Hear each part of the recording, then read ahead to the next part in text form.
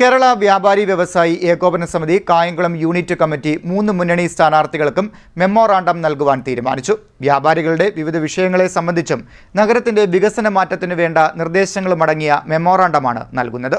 കേരള വ്യാപാരി വ്യവസായി ഏകോപന സമിതി കായംകുളം യൂണിറ്റ് കമ്മിറ്റി 3 മുന്നണി സ്ഥാനാർത്ഥികൾക്കും വ്യാപാരികളുടെ വിവിധ വിഷയങ്ങളെ ആസ്പദമാക്കിയും നഗരത്തിന്റെ വികസന പ്രശ്നങ്ങൾ ഉന്നയിച്ചും ഇത് സംബന്ധിച്ച നിർദ്ദേശങ്ങൾ ഉൾപ്പെടുത്തിയും മെമ്മോറാണ്ടം നൽകാൻ തീരുമാനിച്ചു. കേരള വ്യാപാരി വ്യവസായി ഏകോപന സമിതി കായംകുളം യൂണിറ്റ് കമ്മിറ്റി കായംകുളത്തെ വിവിധ വ്യാപാരികളുടെ വിഷയം സംബന്ധിച്ച് 3 മുന്നണികൾക്കും കത്ത് നൽകുവാൻ വേണ്ടി തീരുമാനിച്ചു. നിരവധി വിഷയങ്ങളാണ് കായംകുളത്തെ വ്യാപാരികളെ സംബന്ധിച്ചിടത്തോളം പ്രാദേശികമായിട്ടുള്ളത്.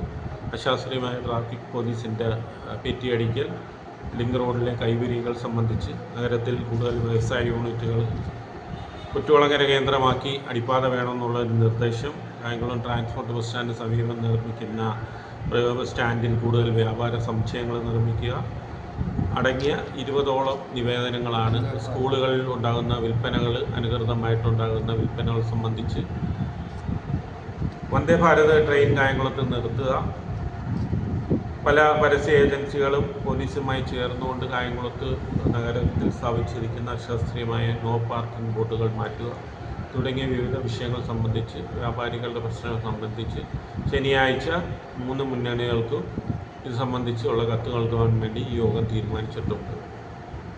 യൂണിറ്റ് പ്രസിഡന്റ് സിനിൽ സമാദിന്റെ അധ്യക്ഷതയിൽ കൂടിയ യോഗത്തിലായിരുന്നു തീരുമാനം. General secretary P Somarajan, treasurer M Joseph, vice പ്രസിഡന്റുമാരായ V K Madhu, Abu Janatha, G Vittaladas, Sasi Pournami, സെക്രട്ടറിമാരായ S K Zubair, Devasya, S K Nazeer തുടങ്ങിയവർ പങ്കെടുത്തു.